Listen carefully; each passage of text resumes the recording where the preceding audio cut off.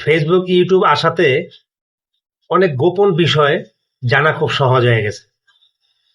তো ফেসবুক ইউটিউবে দিন দেখলাম এক আলেম বলতেছে যে যদি কেউ বিশ্বাস করে আল্লাহ সব জায়গায় আছেন, যদি কেউ কারো আকীদা থাকে আল্লাহ সব জায়গায় আছেন, তাহলে সে কাফের। তো এখানে আমার একটা প্রশ্ন, সেটা হচ্ছে যদি এই কথা কেউ বলে আর সে কাফের হয়, বা এই কথা যে মানে সে কাফের হয়, তাহলে যদি এই কথা কেউ বলে, কোনো মৌলভী বলে যে দুজন মানুষ যখন কথা বলে তখন ভাইবা নিবেন ওইখানে তৃতীয় ব্যক্তি যে সে হচ্ছে আল্লাহ পাক, কারণ আল্লাহ পাক প্রতিটা মুহূর্ত সবকিছু শোনেন, সবকিছু দেখেন, সবকিছু জানেন, তাহলে সেও কাফের।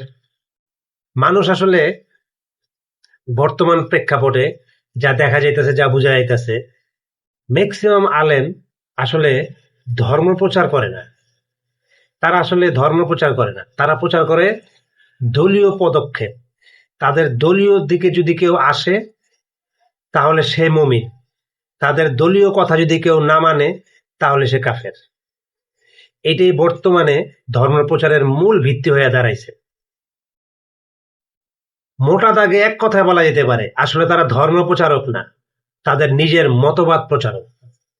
তাদের মতবাদ মানলে আপনি জান্নাতি, তাদের মতবাদ না মানলেই আপনি জাহান্নামী।